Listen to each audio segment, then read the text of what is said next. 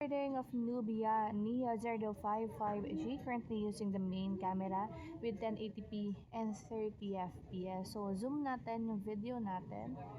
Okay, so nandito tayo sa low light area and you can zoom in the video up until 10 times.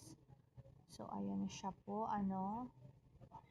So medyo may noise siya, or I mean talagang may noise siya since nasa ano po tayo, nasa low light tayo na area. Zoom. Oh, okay. Sample of Nubia Neo 055G.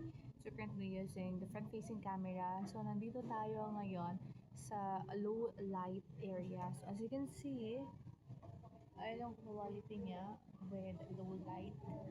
So nandito tayo ngayon sa so resolution is 1080p with 30 fps.